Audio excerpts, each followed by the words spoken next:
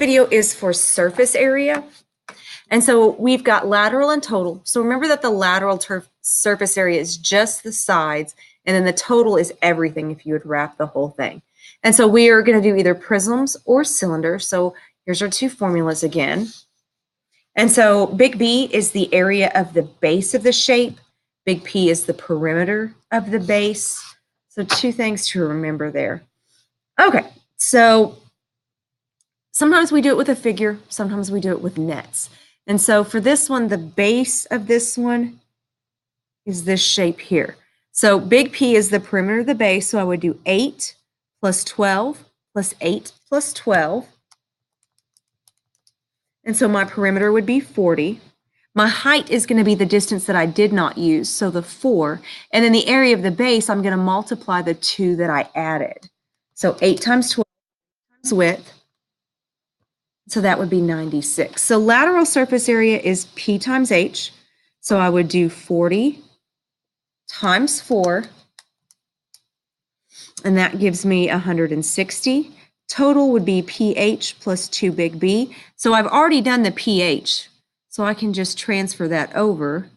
And then the big B is 96. And so I would get a total surface area of 352.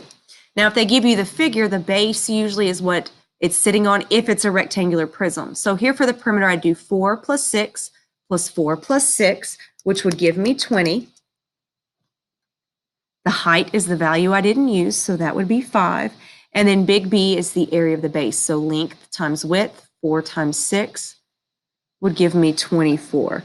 So lateral surface area would be the perimeter times the height. So 20 times 5 would be 100. Total would be pH times 2 big B. So again, I've already done the pH. And so for this one, I would get 148. All right, so triangular prisms are the ones that are tricky. So remember, the triangle is the base here. So for the big P, I want to find the perimeter of the triangle. So here I would add 4 plus 4 plus 4, which would give me 12. The height is going to be from triangle to triangle. That is the height of the figure, so that would be 12.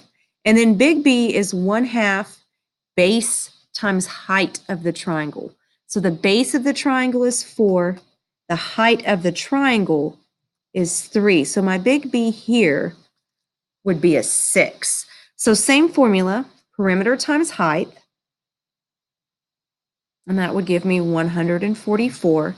And then total is pH plus 2 big B. So again, I've already done the lateral. So here I would have 144 plus 2 times 6. And so my total would be 156. So again, if they give us the figure, the perimeter is the perimeter of the triangle. So 3 plus 4 plus 5, so it'd give me 9, 12. The height of the figure is from triangle to triangle. And then the area of the base is 1/2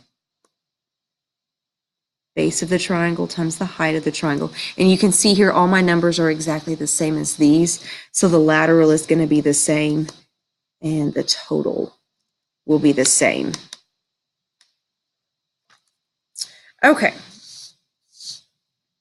So for a cylinder, the lateral surface area is 2 pi RH. The total is 2 pi RH plus 2 pi R squared. So my radius here, they've given me the diameter, and that is 6. So my radius would be 3, and my height is 2. So for the lateral, I'd have 2 times pi times radius times height. So 2 pi times radius times height. And again, we're going to round to 2 decimal places. So this one comes out to 37.69, and that would round out to 37.70. So I can plug that in here.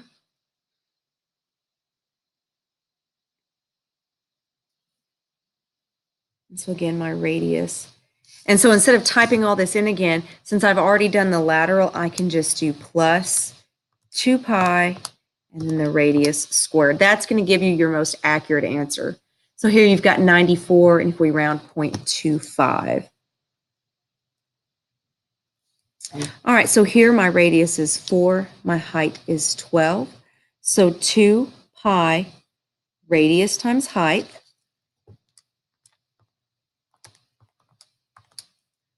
So I get a lateral surface area of 301.59. Total is 2 pi RH plus 2 pi r squared.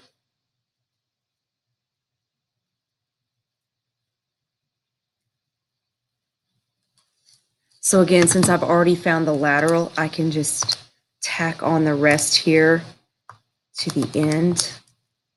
And I get a total surface area of 402.12. So that's it for this video.